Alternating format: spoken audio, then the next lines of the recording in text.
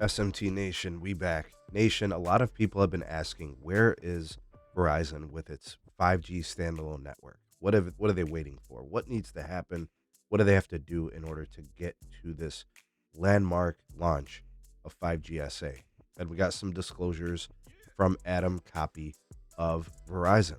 All right, he talked about 5G standalone, he spoke about the network slicing piece, and he talked about small cells. All these important network components covered in this video from his, I guess, interview based on this article. So I'll be sure to provide a link that'll be in the description. Ways to support the SMT. You guys can like and share this video. That's free, doesn't cost you anything. Engage with the content. You can also support us. You can buy us a coffee. You can also become a Patron supporter or a YouTube membership. You can get all those things. They're down in the description. Big shout out to the SMT Nation for the support. Okay, so Verizon's Adam Copy on 5G SA slicing, and yes, small cell. We know that's a big piece of what Verizon does with their network. Nobody scales it better than they do, and it looks like they're going to continue pushing forward with it.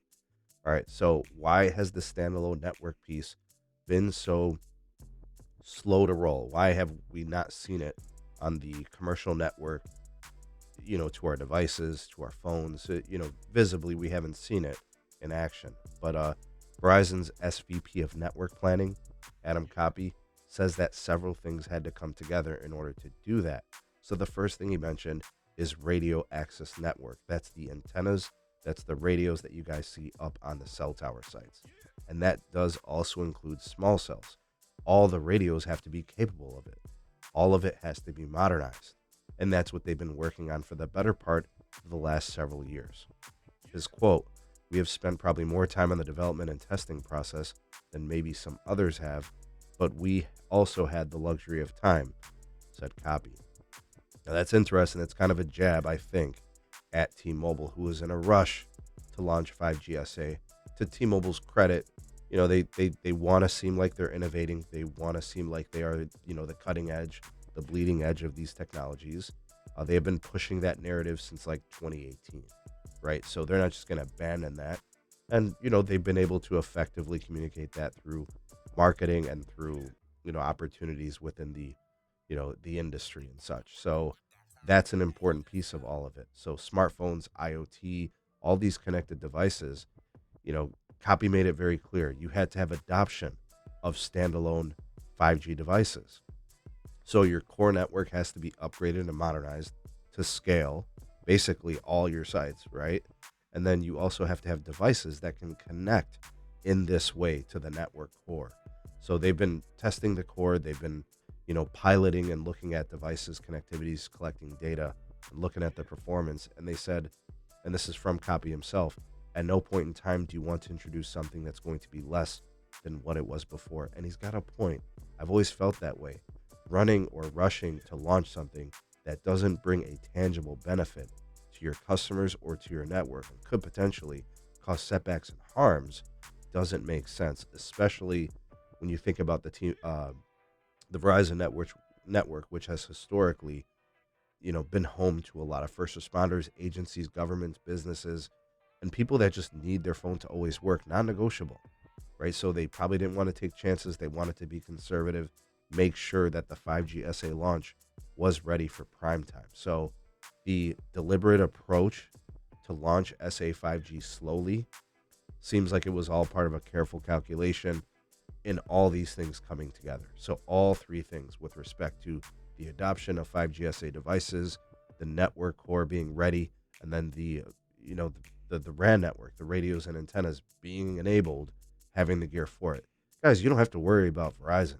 They're spending the money for it. It's not like they're not trying to advance the industry, to advance technologies. These things just take time. And I'll be honest with you. Think about it. When was LTE really the standard for connectivity universally across the US? It took the better part of 5 or 6 years from its launch when folks really had LTE. Think about it, right? 2010, 11, 12, 13, 14, 15. By 2016, most folks were starting to get AWS Spectrum on their LTE network connections, some even in 2017.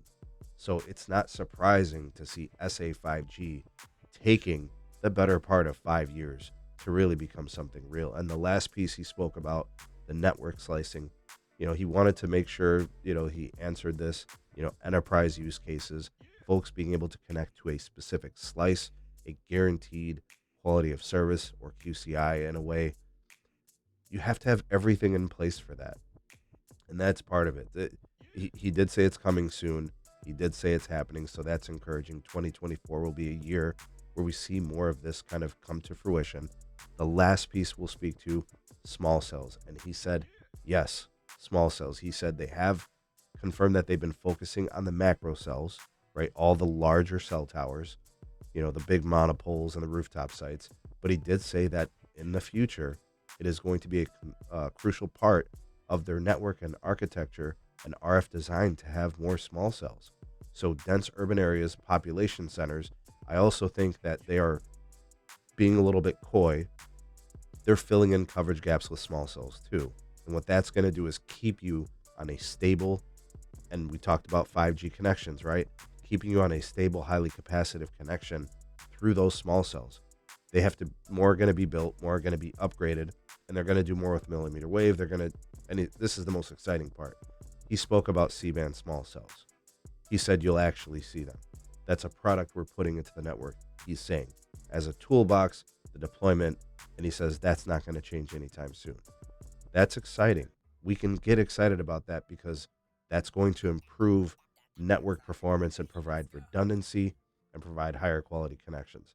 Nobody is as committed as Verizon to network excellence when it comes to these tools, when it comes to small cells, and that's encouraging. I can speak to it in my market experience. Verizon has built so many new small cells, and they're upgrading old ones, and they're going to add C-band to those sites, and they're probably going to have the most dynamic capacitive network in my market. Cleveland as a PEA is like top 10 or 15. I forget, it was 11 or something previously. And they have like almost 50% market share, right? So if Verizon is like that where you are, that's what you can expect to see from them. Super exciting developments. Be on the lookout. Each quarter, we should have updates on what's going on with the Verizon network. Check out the rest of the article, link in the description. Comment down below your thoughts on all these disclosures from the SVP of technology there, Adam Copy. Very exciting. Sound off in the comment section below. You'll have Voice of the People, the SMT Nation. Let your voice be heard.